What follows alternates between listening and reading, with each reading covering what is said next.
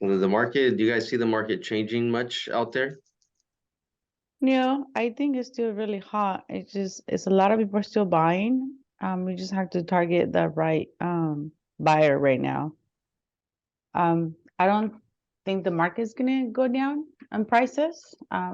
Everybody's focusing on the rate, but as you know, I'm not gonna age myself, but I've been doing this for 25 years, and this is a really good rates compared to the history that we ever done rates. So this is a really they're actually in the lower end compared to historically. So yeah, we did have two runs with the really low rates, but I think we need to educate the buyers and also sellers and get them out of the rate conversation talk. And that I think that's everybody's focusing on that, and it just we need to go back to the basics. Do you need a house? Can you afford the payment? Where are you at in the process of actually becoming an owner, a homeowner? Besides, the rates are high, and I think we forget as a professionals ourselves, including you, that you've been in the industry so long, and rate has never been the talk of the conversation when somebody's going to buy a house. The main thing is, can you afford a house? Are you ready to be a homeowner? And then the benefits that comes with buying a house. And I think we got so busy, and I'm speaking from my own experience in 2020, 21, 22. I have a lot of people waiting just to get a mortgage, and we just got so busy, and we forgot to educate all those buyers. And I think that's we need to just go back to being professionals, like you said, and focus with the clients and teach them what is the value of being a homeowner. Yeah, there's definitely a lot to this. I know there's a lot of people out there just kind of winging it, where I think a lot of agents that also came into the industry in 2000, what was it, after 2008, when they went up, we got used to those rates because after Yeah. 2008, the government stepped in so heavily to keep things moving, and that just caused so many issues with the numbers out there. Nobody who had ever seen after 2008, nobody really saw any interest rates over, was it 4 or 5? Anything hit 4 or 5, they all backed out.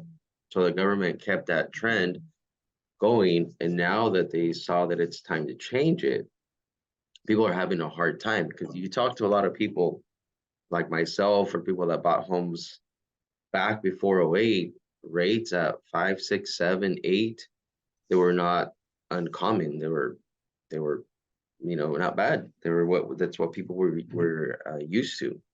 Yeah. I think Now, when I started in the industry, the rates were between 12 to 14% back in 1999, 2000, and that was a standard. Everybody was, if you get a 12 or 10%, you were getting a great deal. And yeah, I and know the people, prices, they're different. I know that has a lot to do with. yeah, people got used to that. Now that that the rates were lower, they got rid of that high interest rate supposedly. But it is what it is. It's supply and demand. There's still a great demand for property. There is still some supply, and I think as agents, we need to kind of, I'm not saying do our job, but find a way to generate a little more inventory. And if we're trying to make a living, that's where we got to go with it. There's a lot of people that are trying to do something, and that's what we need to do. Mr. Sotelo, I see that your hand's up. Not sure if you have a question. No, comment, guys. The biggest thing a lot of us I get stuck with the rates. You say I Mhm. overcome that because when I bought my house was 8.5. So I told all my consumers, I mean anybody right now that's talk about rate, I told listen, if I get you the payment you want, would the rate really matter? Yeah. Yes, I said, well, listen, if I get you the payment you want, would the rate really matter? Let me do my work. And as far as my sellers, I told them straight up, listen, right now is the best time to move because you can sell at top dollar and you can choose and pick because you have so much equity. It'd be easy breezy. And if they come up with the rate again, listen, if I get you the payment you want, would the rate really matter? And I overcome that objection very simple. I don't think that's it's all about attitude. Because I was telling myself, listen, I paid 8. I had an 80-20 for my first house. Oh my God. like an 11 something and an 8. I'm like, dude, I got an 8 and an 11. You know, but I got that payment that I needed. Or do you want to go and rent a house for $3,000, which is straight out, you know? And I show, listen, I just rented a ranch for $4,000, quarter of an acre, not even a ranch. They call it a ranch because it's big enough. 4 G's up in Rio Linda. Listen, I could get you a rental for $1,000.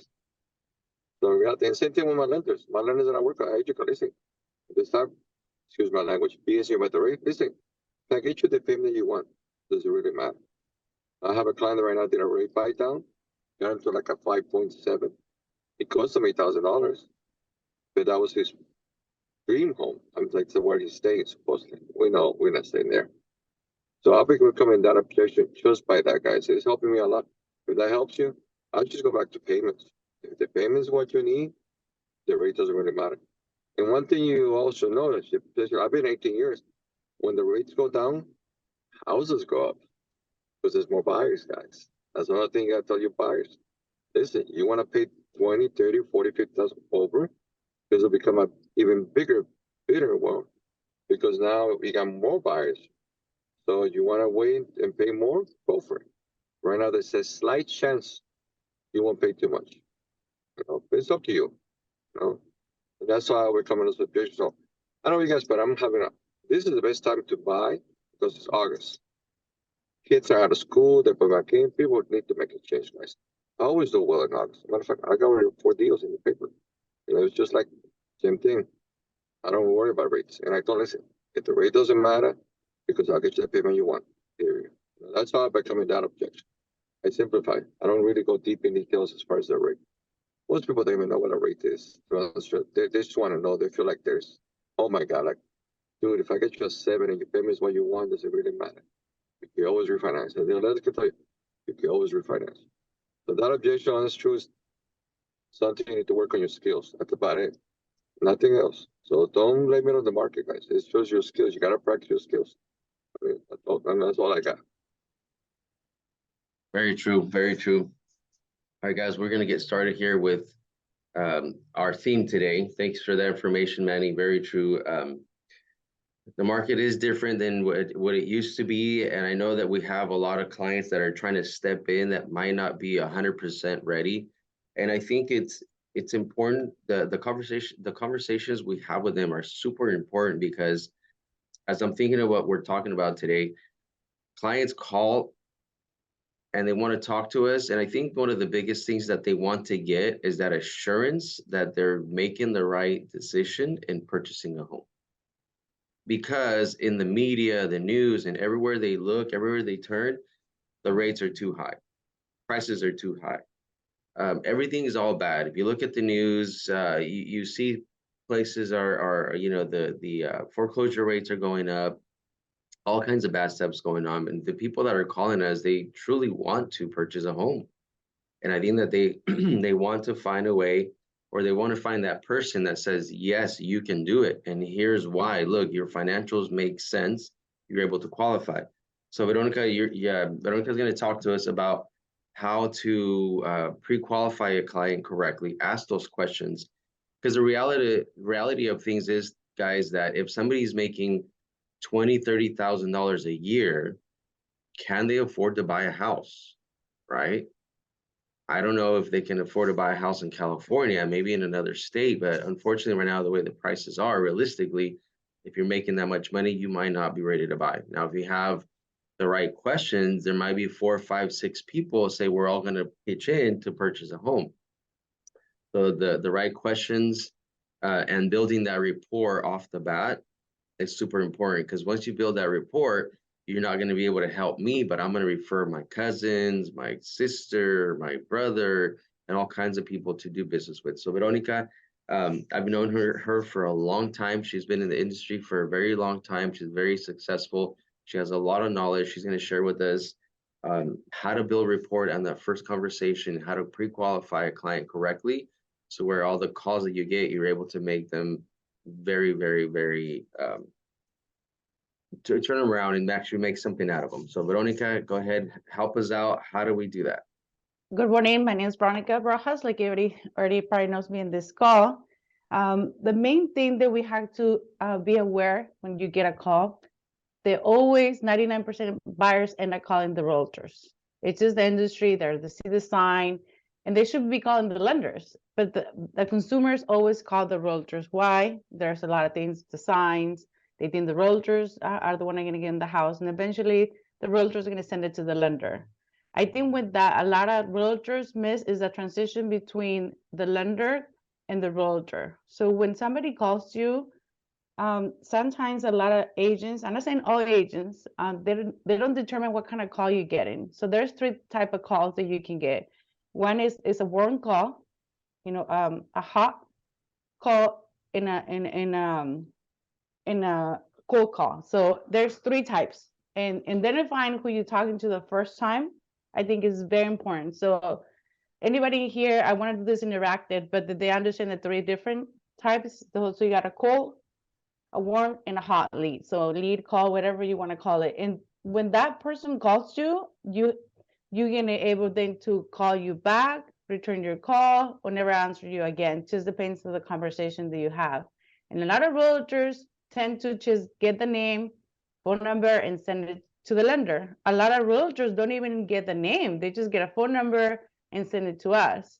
So when you do that, you lose the connection with that buyer immediately. Like you didn't ask them any questions. You don't know anything about that buyer or seller. Or sometimes I get leads that those people want to sell and you tell them they want me to buy. That tells me you guys did no conversation with that lead. And I think right now with the market changing, you have to understand your buyers. So when you get a call as a realtor, it's very important that you ask them basic questions like, why are you trying to buy? Why are you trying to where, what you're looking for, what kind of payment you're looking for, because when that you building that report. So when you build that report on the first call, and then you turn it around and give it to any lender, that lender is going to have a higher success to get those documents. When you as a realtor did not any questions, you build no report. And a lot of realtors, they just blame the lenders. It's always a blame back and forth with the realtor and the lender, the lender. But when you build that report with the first call, because 99% of the buyers, they always call the realtors. It's just a fact. And we, as an industry, we've been trying to change it as a lenders, but it's just the fact they're always going to call you first. So when you get that call, asking the right questions like, that you already own a house. If you do, yes, why you want to buy a house? Who's in your household? Like you were saying, if somebody's really in this industry right now, if somebody cannot afford a house payment for $2,500, you need to educate them right in the first call. Because if somebody tells you, Roberto, I'm paying $800 and I cannot afford my rent. Well, that's a true buyer? No, but they can be a referral client. You cannot buy, but he can be a referral client, and you're not wasting your time instead in referring that to a lender that the lender is going to go anywhere, and you feel like, oh, I have all these leads and they're not turning into buyers. So you get like a frustration level as a realtor. But when you clean the leads that you're getting and identify what kind of lead you're getting too. If somebody refers you a client, 99% they're going to trust you already because somebody already said, Roberto is great, give him a call. So when they call you, that's already that buyer, 99% is going to buy with you because somebody else already told you that you're great, that you're the man that's going to find them the house, right? When you get a warm call, it's like somebody probably has been watching on social media, you've been talking back and forth, that one needs a little bit of more work, and then you have the cold call that I think that's the most important that realtor needs to be focused on. When you get that call, you need to build a report. You spend at least 5 minutes with the call and don't try to hang up on the buyer and just refer it to the realtor. Ask questions. And Sarah and I can send you guys a kind of like a cheat sheet to ask what questions you're asking when you're on the phone. If some of the agents are here are new or they don't know what to ask. But that's very important. Like, what is your income? What kind of payment can you afford? And when you start asking no more questions, like, well, sometimes they don't tell you the whole scenario, and sometimes you think they don't qualify. But when you ask, the right questions, like I had a client yesterday, he makes $35,000, but he works cash at the half of the year. So his household is actually $80,000, but not in paper, but he has 2 sons that can go with him, and asking, can you afford a $3,000 payment? And if he says yes, then we can get a co-signer. We have to be very careful when it comes to co-signers because right now it's a market. co-signing, but you have to make sure, can they actually afford that payment? Because we can always get them into a mortgage, but can they actually afford that mortgage? So I think understanding the buyers and asking the right questions when you have them is very important right now in this market, and especially you as a realtor, build that rapport the moment that you get that call. Also, another step, when you guys refer a client to a realtor, to a lender, you guys also have to help the follow-up, because remember, you're the first call. They know Roberto. They don't know Veronica, but they do know Roberto. So sometimes I have a lot of success with the realtor step in a week or two, say, hey, I want to go show you a house, but Veronica tells me she's still not getting you paperwork, but this new house is going to come in the market. So you're being engaged through the first initial process, the pre-qualification process. Is very important as a realtor being involved. Is it just handing the phone number to a lender or saying, oh, let me know when they're approved?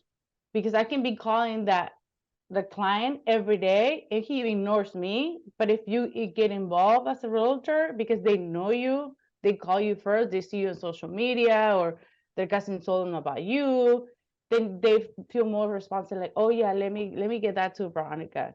So I think that's one of the biggest steps that we're missing when we're qualifying a client. It's like a team effort. And I think we, like I was saying earlier, that we forget about the basics about real estate, building relationships with the buyers, building rapport. And when we calling or talking to a buyer, asking questions, make them feel like you're listening to them, that you're there for the best interest, not just to sell them a house. So I don't know how everybody feels about what I'm saying. Any feedback that you guys think of? Roberto? I I actually think- wanted, go ahead. Go ahead, Sarah. Go ahead, Sarah, go ahead. I actually wanted to echo what Veronica was saying about how important it is to know the reason why somebody wants to buy, and going in with open-ended questions. I know sometimes agents have expressed to me that they feel that, they don't want to just jump in and start asking all the questions, because they say, well, that is your realm. And yeah, it is your realm to find out the financial, but it also makes you a little bit more understanding of the situation. And it also helps you weed out really what kind of a client you have in front of you when you're asking, tell me about your financials, tell me what's going on. And it can just be as simple as a conversation with the client as, let me get to know you, so that it helps you with, helping them get where they're looking to in the home buying process. Go ahead, Roberto. Yeah, I was gonna say it's important to ask all the right questions. If we don't know what questions to ask, then sometimes even the client will get lost. It's like, well, I don't know why you're asking me all this stuff. I just want to know if I qualify to buy a house or not. I just want to know if you can help me. Sometimes we overdo it también. So if this client says, yes, I want to buy a house, then you can just kind of end it there. And they're already in the door, right? They're like, yes, I do want to meet with them. Yes, I do want to buy a house. Okay, then we have to kind of take over. If we've already built that rapport, sometimes it's already built into it. Like if somebody calls me, hey, Roberto, your mom or somebody referred me to you, it's like it's instant. Okay, great. Let's make an appointment and let's make it happen. I don't have to go into the whole how much money you make, how much blah, blah, blah, blah. Sometimes you don't have to ask all those questions. Just take them and run with it. But yes. I want to say, I want to give you that point, but I also want to point out that when you then you might think, okay, I have a buyer, but then it's like, okay, well, tell me a little bit more. Are you looking by yourself? Are you now married? I know my tia told me about you. And then it's going to help you kind of build that rapport, build more of a bond with that client, and make sure and I wanted to actually share, Rafa and I, we partnered up and we made a list together where when he's doing those cold calls, when he's prospecting, whenever he gets that person that calls him, say, hey, Rafa, quiero comprar, he starts asking those questions to start already in his head, knowing, hey, I do have a good buyer. I better make sure that, I don't lose this, so that it helps them to continue to move forward. Yeah, I think not asking like, oh, how much you make or what income, but have reality. Like sometimes they call you in a listing, right?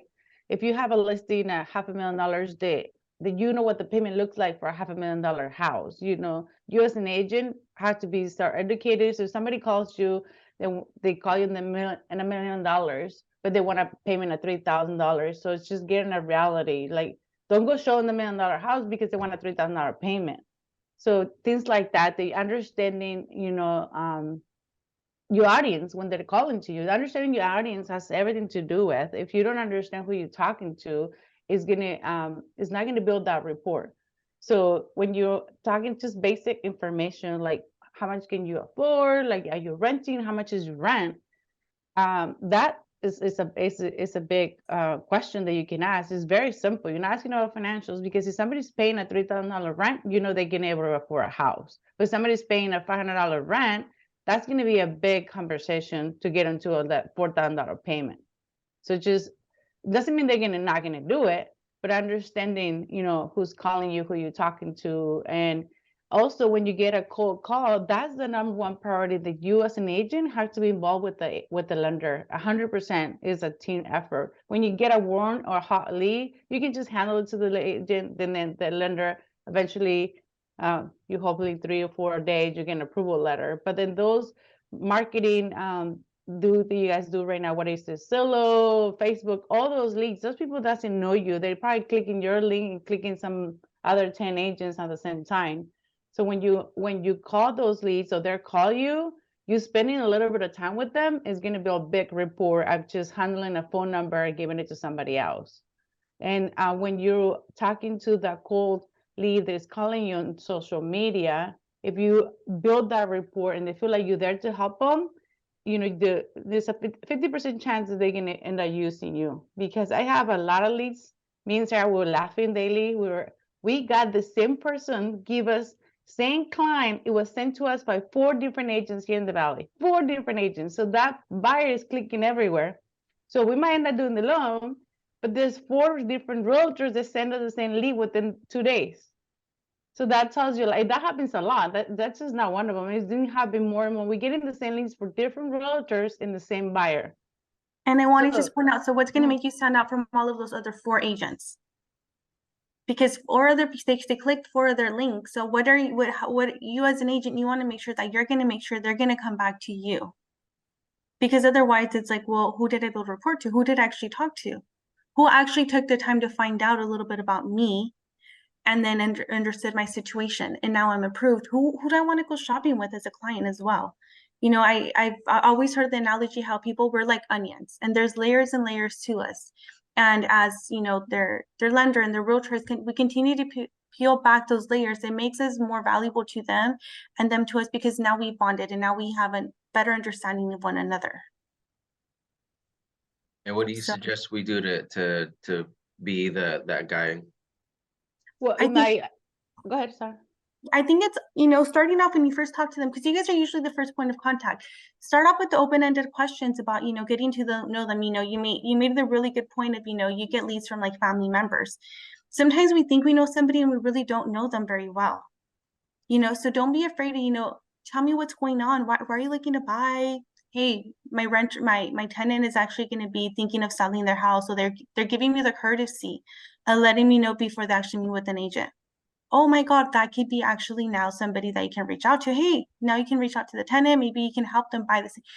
Just get to know them. Ask questions that will eventually help you open doors in helping not just maybe that client, but maybe even more clients. My perspective would be, when you have a client on the phone, like ask them about their family, like, oh, why do you want to buy a house? How many kids do you have? Like, ask them personal questions, not really financial questions, because like you said, that's our turn to ask for financial questions. But if like for instance, the kid plays soccer and your kid plays soccer, then you have something in common. If you learn they live in Modesto instead of you don't even know where they live, and then you can know things about Modesto, or that they just moved to this area, or they're from the Bay Area and trying to move here, give them suggestions about this area. Ask them like somebody that wants to sell a house, why do you want to sell the house? If it's a neighborhood they didn't like, then they're trying to get a better neighborhood, or they don't like the neighbors. Like something that you and that seller or buyer can connect more than, oh, how much you can afford. Like, say, that's our job, yes, but if you build some type of relationship with your buyer or your seller, that's going to extend you up from the other person to say, oh, how you want to buy a house? Let me send you with my lender. And then when she approves you, she'll send me the letter. And then if you, or you guys usually tell me like, oh, what kind of house you want to buy? How many rooms, how many baths? I think instead of asking is like, how big is your family instead of how many rooms you need? Okay, you have 4 kids. Okay, so you're looking for like a 4 rooms. You know, that's a different conversation. I feel like every realtor is like, what kind of house you're looking for? How many rooms you need? You need a pool, not a pool, a what area? Like, oh, what kind of what needs that family has, and if they have young kids or grown-up kids. I think that's a conversation you want to have when you actually know the family, and they're gonna remember you. You didn't ask them how big a house they need. Like you ask them what they need as a family, not as a home. You know, and then is change the focus as you're selling, you know, oh, I'm just selling houses, you know. No, you're selling a future for this family. This is an asset, and educating them what important means of being a homeowner. And I think when you spend a little bit of more time, at least 5 minutes instead of 30 seconds, hey, here's a Martin's Ruiz phone number, give him a call. What do you know about him? Nothing. I'm not joking. I mean, I can give you million stories. I got agents give me a phone number with no name, no nothing. They don't know nothing. 99% you have not built no report. If I get lucky for them to answer and give me financials because I'm really good at it, and I get really good on the phone and I build that report. But if I don't get them to even call me, then we lost that client. They might be end up buying with somebody else in the next couple of months. So I think even just a little small conversation, spending, even if you're busy, you know, just to spend a little bit of the time finding about their needs and why they call you. If they call you, it's because they really want to buy, you know, because now with technology, nobody wants to pick up the phone, nobody wants to talk. So if you get somebody to call you, you know, they're committed to do the next step. Yeah, very important. Something else that I noticed this weekend is people want to talk. They want to share stuff with you. One of the things that I noticed is like this gentleman, right? He's paying rent and he's making like 117, I think 117,000 a year. And I told him, you're a perfect candidate to buy a house. And then as we started talking a little bit more, he's telling me about his debts and all that stuff. And yeah, he has some debt, but 117,000, I didn't see anything major that would throw it off. And one of the things is, don't be afraid to ask for their information. He came to an open house and he's like, he's ready to leave. And I said, well, give me your phone number. He's like, well, here's my phone number. But if we don't ask those questions, if we don't kind of push them a little bit sometimes to get that information that they need to give us, then yeah, we got along really well, but did you get his phone number? Like, oh no, he didn't give me his phone number. Or an email or something. Get a phone number, get an email, like really connect with him, and don't be afraid to ask. And then, you know, because down the road it's going to be easier to say, hey, who else do you know that I can help out? Now you build that relationship with them. Now you can ask for somebody else as well. Yeah, and then we have a lot of buyers sometimes that they can't buy for some reason. They're probably never going to buy, but they're your biggest referral partners. They'll tell their family, "Hey, they treated me good. Sarah got one last year. We couldn't get that guy to buy, but he told everybody his job that we actually acknowledge him, give him respect, took his call, answered his questions, and we ended up getting 2 leads out of him and closed him. He didn't buy, but his coworkers did. So you know." Understanding the people, be respectful regardless if they can buy or not, and giving them the information, that's the key in this market. And like I said, everybody's competing for the same buyers in this market. There's probably more realtors than buyers. I mean, everybody's a realtor right now. If you ask me, compared to when I started doing lending, or compared to 5 years, I believe everybody is a realtor. I'm pretty sure everybody in your family is going to be a realtor, and everybody wants to be a realtor. So it's just what is going to make you a difference is 2 things: experience, and if you don't have it, act like you do. So, you know, asking the right questions, teaming up with the right people, that's what is going to stand out. You know, I think people that have been doing this longer have an advantage of the ones that don't, but the ones that don't, as long as they understand the market, educate themselves, they're going to be fine too. which is understanding your clients. And like Manny said, you know, people buy from people, you know, they want to be friends with the realtors and not just a transaction or a business transaction. And I think we as lenders and realtors, we forgot that basics, and we need to go back to basics on this market. Yeah, guys, it's not that hard to build rapport. You know, like Veronica's saying, Manny put a post here, says that people, we like to buy from people that we like, people that are like us, and we have more in common than we might think, right? If somebody says, yeah, I want to buy Modesto, I've lived in Modesto.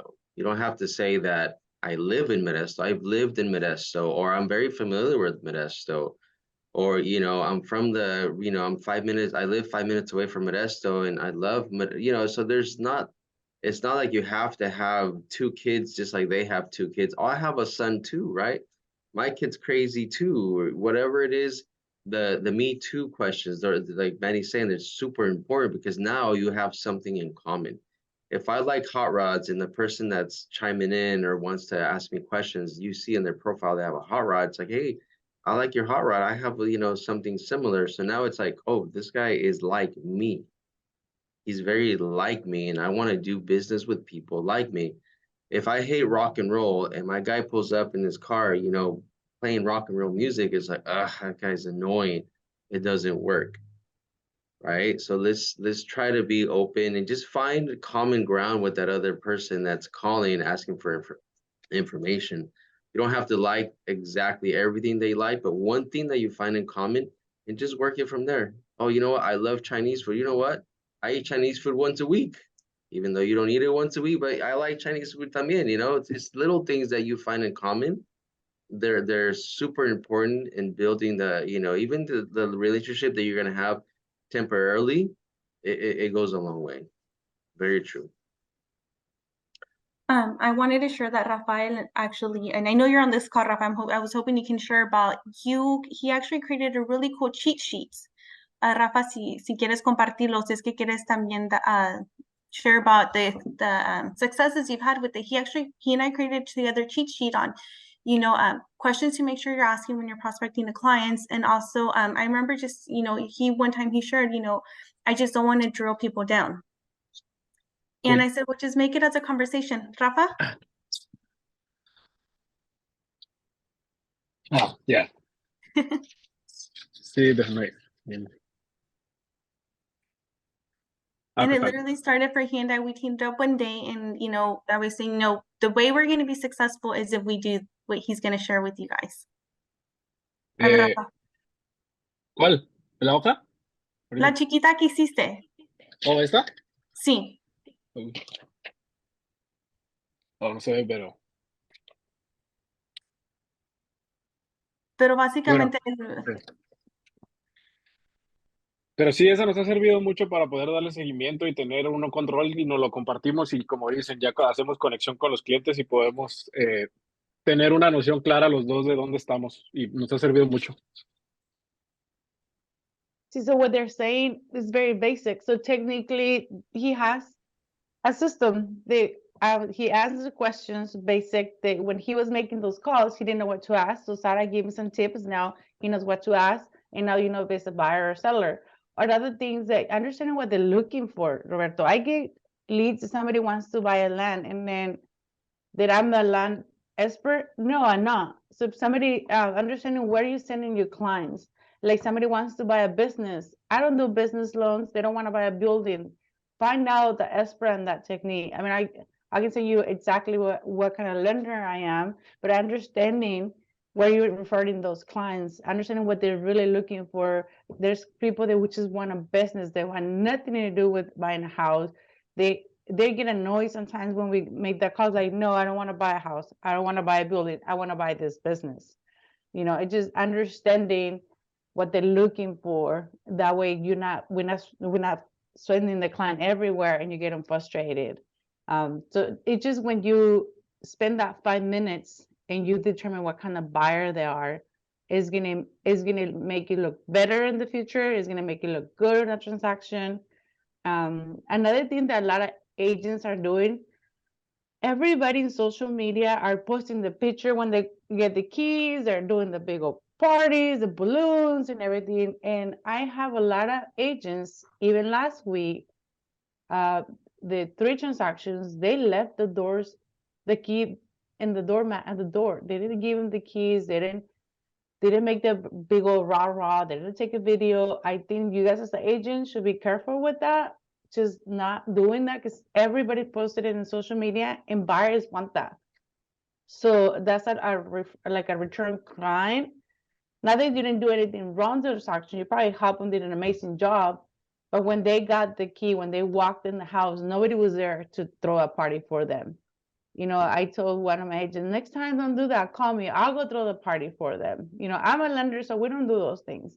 But I think that's the last day of transaction, handling that key to the client is going to make a big impact for return clients or return leads, or they're going to send you their family members. But you say, oh, I left the keys there, let me give you the combo, go into the house. And I'm not saying anybody in this call does it, but it's been done. It's been done. The last 3 transactions, everybody left the keys behind there. There's nothing. There's no rah for them. And I think we should be aware that we have to close the transaction until they made those calls. And not saying everybody makes mistakes. I get it. But the last day, no matter how the transaction went, how rocky it was, how good or bad it was, that last impression that realtors make is the most important impression, more than the beginning. You know, they're gonna remember the day you give them the keys.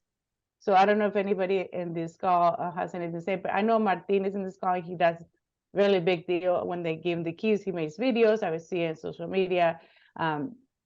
Even if the clients don't want to make a video, even the clients don't want to be in social media, just the fact that you were there, that you took balloons, that you made a big deal, even if they don't want the video taken, they got the experience they see on social media. Because I have a client say, I don't want the video, I don't want to be in social media, but he does want that excitement, the party, like everybody's here, I got my keys, you know.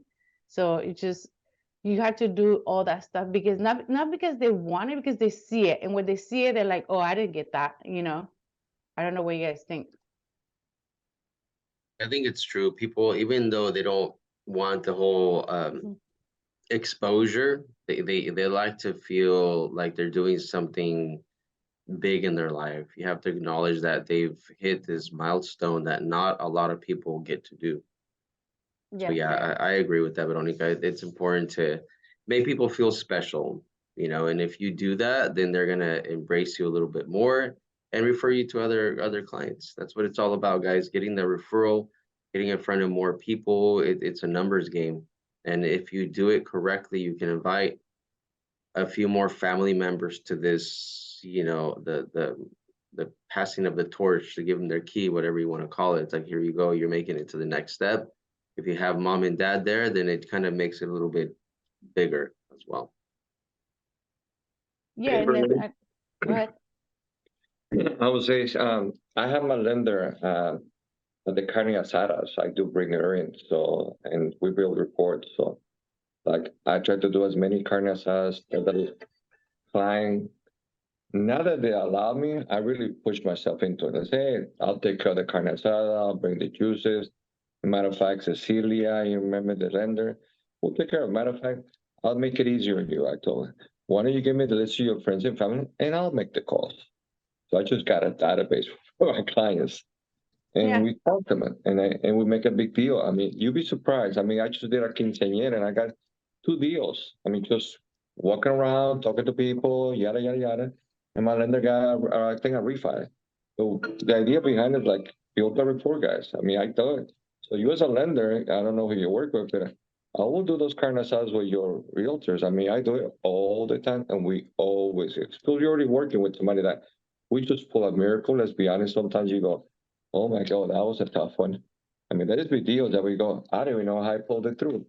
You know, and those are the ones that truly special. They refer you deals for years. I got clients years later still because what? They remember that carne asada. They remember that, and they're hanging out.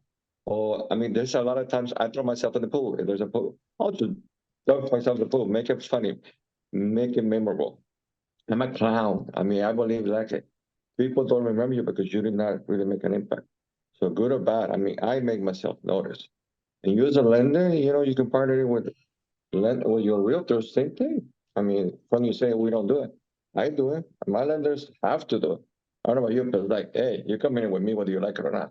We're gonna get stuff out of here because they're gonna have questions. I don't have the answers, and even if I did, I don't want to answer it. That's your job, So I really get involved with my clients, and it's funny people that don't do that, they're just missing out. I mean, I don't do advertising, guys. Not a single penny. Everything's referrals. Why? Because I make an impact. It's funny. Roberto, you're Modesto, right? Yes. Yeah, I just got a brand new 22-year-old, just got licensed. Within the first 3 days, we went back to her neighborhood, and she already got a deal. Right in your neighborhood, we buying a piece of land out there. So now we're gonna hit the churches. That's one thing I do with the churches. I'm gonna go to see the priest. Hey, priest, you mind if every Sunday I come in for a little table, I'm gonna do a free raffle. I'm gonna raffle a 50-inch TV, and all the donations, a dollar ticket will go to the church. You mind if I do that, Senor Cura, whatever? And guess what? I'm there every Sunday, and I build a report. I'm doing something free for the church. And obviously, when they sign up, what are they gonna do?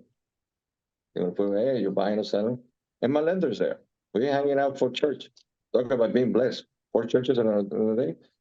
But that's how I'm gonna go into your neighborhood right now, because this girl, she's a well-good relationship with a church. I said, hey, and Michelle, we're gonna go to that church this Sunday. Actually, we're starting this Sunday. So that's how you build the rapport. I mean, most people don't realize this is a long-term relationship business. I mean, Roberto, how long we known each other? It's been a long time. Right, see, and I met Roberto at an event in Harris a long time ago. We built a rapport, we built a friendship. That same thing it should be. People do business with people they like. Like if I send Roberto an offer right now, guess what? I'm sort of on an edge because me and Roberto like each other. We work each other. It might not be the best offer, but guess what? I have a little edge because me and Roberto like each other.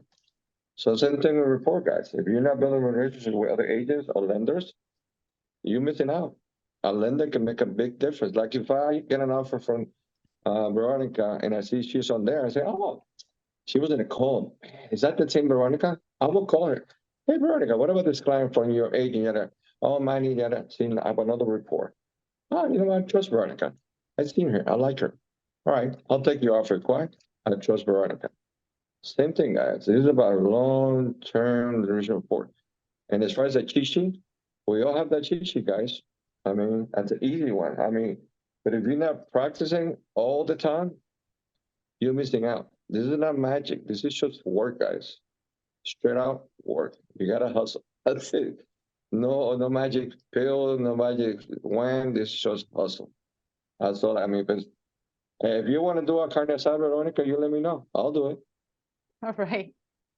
And then, you know what? It's so funny what you say, Manny, because 2 weeks ago, 3 weeks, I would say 3 weeks ago, I was invited to a quinceañera, and it's a family that I've been doing business for 25 years. That great grandparent of this girl's was my first client. They bought a house and he passed. And I said, I'm gonna go. And I was actually the celebrity of the quinceañera. Everybody wanted to talk to me, like, oh, the lender is here. Look, you saw her. She walked in with her kids. And I was sitting in the main table and I feel weird, but I took it. I said, I embraced it. And I was talking to people, and I got one of the guys that, the brothers there, he actually wants to sell his house, and he called me over the weekend. He's like, oh, ready to sell my house. Can you help me? I want to buy a house. But he called me. He was my client. I helped him buy a house 10 years ago, but he just didn't, I'm not on social media, like you say. I didn't post enough. He didn't even know I was still a lender, but I showed up and I was like, everybody, I was a celebrity at the quinceañera for like the 2 hours I was there. I walked the room. I told everybody I was still a lender. Some people didn't even know I was still a lender. And you just have to show up, like you said. I mean, I know that was I mean, it's funny. I sponsor quinceañeras, Veronica. I'm the padrino. Every quinceañera that allows me to. Oh, yeah. That's amazing. That's And awesome. you know how they bring you to the front of the room? Oh, the padrino, the DJ, or the mariachi. And this is a trick that I did about 8 years ago, because I bought 2 spots for DJ. One was actually for one of my parties. And I don't know why at that moment I said, you know what, as a matter of fact, guys, I have 2 more spots for 2 quinceañeras the next 90 days. I got a coupon that expires the next 90 days for the DJ. If anybody has as a quinceañera coming up in the next 90 days, reach me in the back.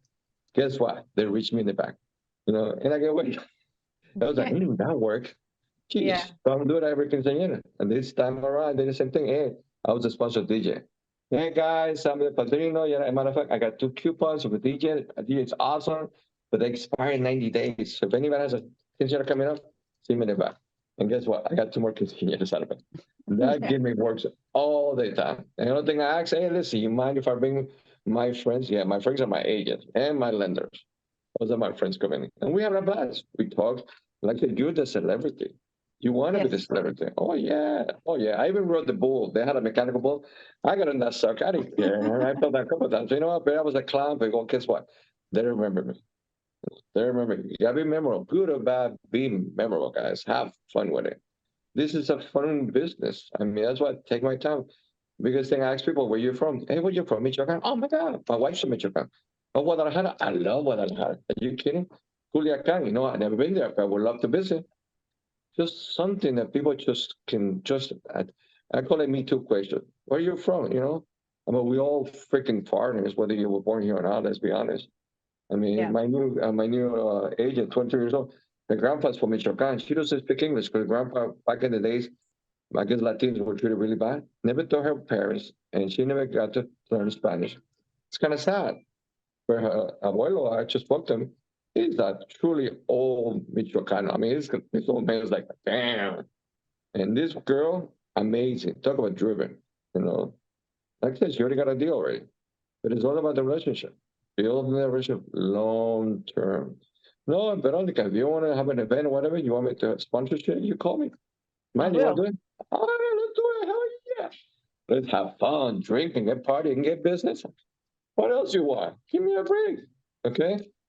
Yeah, it's exactly what you're saying, exactly what I was trying to say at the beginning of the call. Basic, just go back to the basic. All realtors are like, we need to buy leads, we need to buy leads. They're everywhere. They're next to you every day when you go to the grocery store. Where's your name badge everywhere you go. I'm a realtor, Tybee realtor. If your kid plays soccer, everybody in the soccer team should know that you're a realtor. I mean, my kids go to a charter school. I probably have refinanced 90% of the teachers there. Like all the teachers, they know I'm a lender. When the market, the interest rate, 2%, I refinanced 90% of the teachers that own a house there. Like everybody needs to know what you're doing. And if you have this circle, like I know Roberto goes to church a lot. Everybody in the church should be using Roberto no matter what. They need to know you're a realtor. And I know a lot of people in there that buying and selling houses, are they using you? And if they're not using you, why not? Then you're with the wrong group of friends.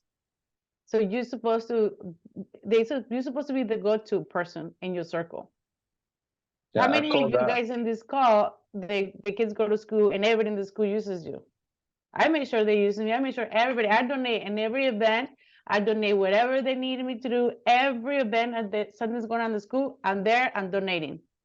And everybody knows me. And then because I'm always donating, they're like, okay, let me tell Veronica. Because they feel like a responsibility when you build that relationship. Like the principal knows me, everybody in the school knows me. Yeah, there's that pena. They feel like they owe you. Yes, yes.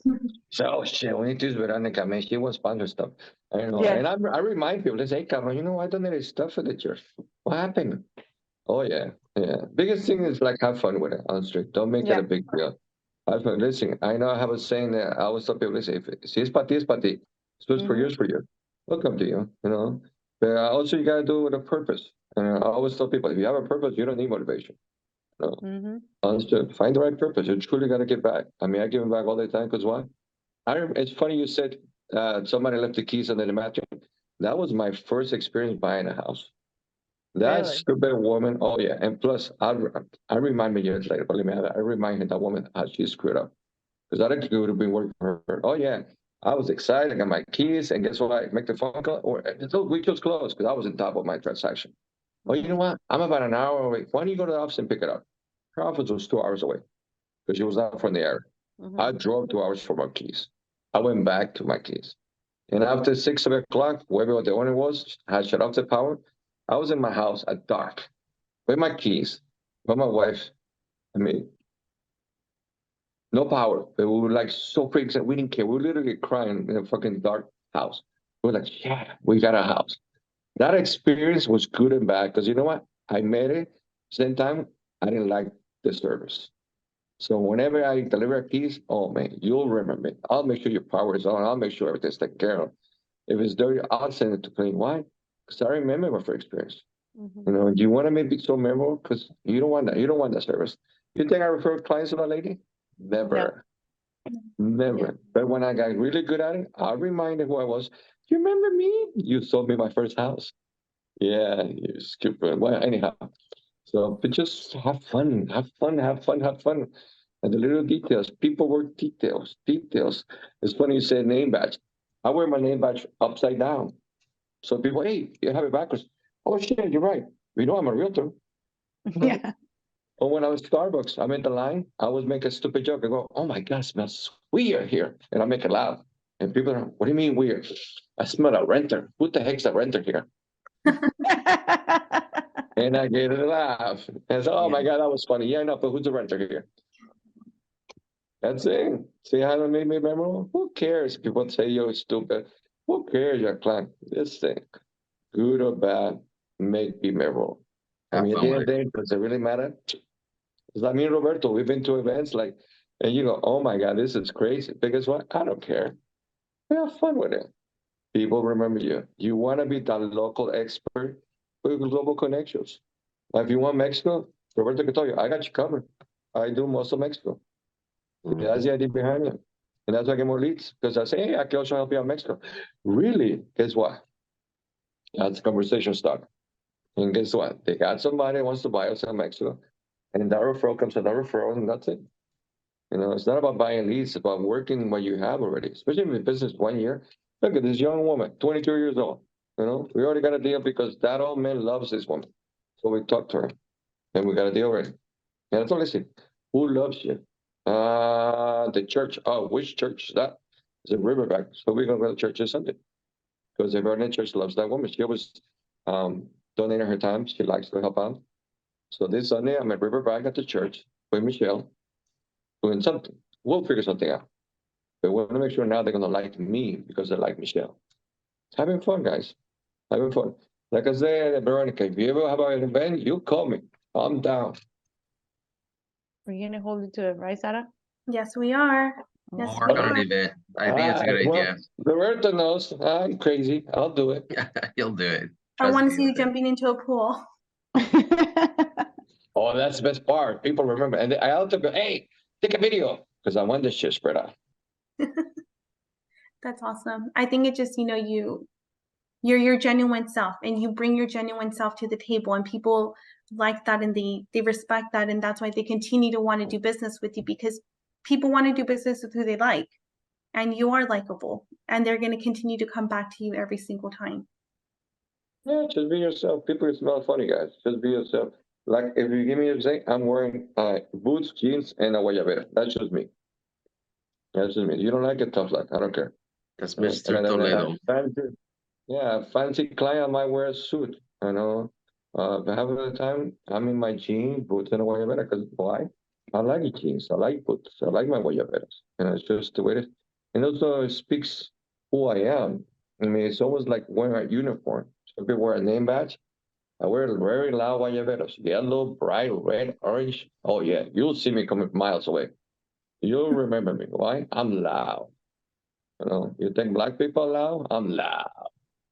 Oh, I get into your face. Why? I want to be your friend, truly be your friend. I mean, I really care. I mean, it's funny. It took me a guy 2 years to get my copy. Me and Melinda working his credit, working the taxes. 2 years later, we were crying when I gave it the kid. For those 2 years, he's worked for me so many people because I was on top of it every month. How's it going? You pay the bills. How's it going? You know, you think this guy's still referring people? Hell yeah. That day was memorable. We cried because we couldn't believe we pulled it through. 2 years later, we got him a house. And I was like, shit, cabrón, we did it. You know, he was always referring people. Why? Because we pulled it off. So that guy that might not qualify that makes 20,000, guess what? They have a friend. They have another friend. They have a boss. It's funny. I sold a trailer that I made $1,000. It was like $35,000. Sold a trailer. No big deal. You know what? I took my time, sold it. About a month later, I get a call from this, excuse my language, this white dude. I'm like, oh, sir, da, da, da. Like, you help out Jose sell his trailer. I say, yeah, how can I help you, sir? Well, I want you to help my house. El Dorado Hills. Gives me the address, like 1.5, something like that. I was like, and I had to ask, listen, no offense, but I should have tried it. 35,000, why are you picking me? Because you know what? You and Pa Jose so much, he's been bragging about you so much, you're the guy for me. I got a referral 1.5, something like that. And guess what? We double-ended us. I mean, because we took care of 135,000 at a time. So Yeah. you don't know whom I know, guys. And this guy was so, I mean, I saw that shit. He was grateful. He still refers me, guys, to El Dorado. And this old man still part of my database. And I remind him every year, hey, how's it going, Mr. Smith? I call him Mr. Smith, you know, because he's an older man. Mr. Smith, how's it going? Merry Christmas. And I'm still with that report. And it's not a one-time deal, guys, every year. Only my wife gets pissed off because on Thanksgiving, I spend like 6, 7.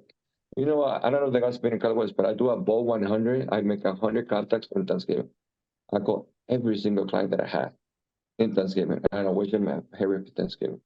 I spend my time from the morning to like I'm done. But guess what?